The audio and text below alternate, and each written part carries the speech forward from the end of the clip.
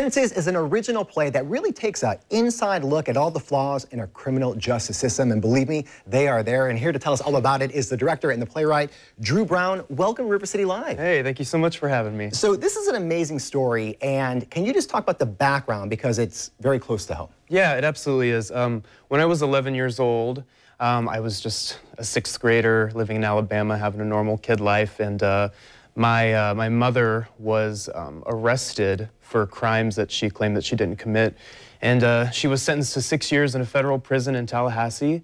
And so ever since it happened, I haven't really gotten the closure that I feel like I've needed. And as I grew up, I got more into the arts. I became a filmmaker.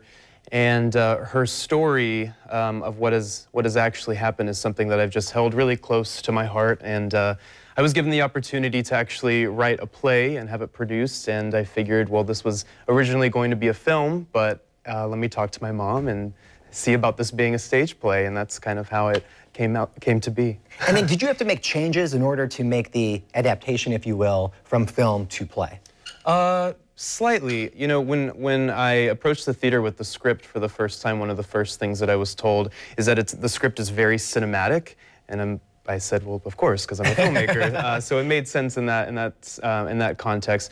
But no, overall, we still deal a lot with lighting, lots of play with movement, a lot of things that transfer straight from cinema into theater. And that's what I was going to say now. I feel like there's a big crossover, especially as time moves on. A lot of films are trying to be more like a play, vice versa. So I totally see that. And with some of the images that we just had up there, it brings you in like a film does. But then you have the live, performance, if you will, that really pulls you in. It brings it to a completely different dimension. Yeah. Now let's talk about how were you given the opportunity to do this play? Yeah, so there's a lot of really amazing community theater in Northeast Florida, all the way from Amelia Island down to St. Augustine. And Players by the Sea in Jacksonville Beach is a theater that, for the first time, has created this really amazing program called the New Voices program that gives the opportunity for new playwrights to submit a proposal to a panel of nationwide experts in the theater industry.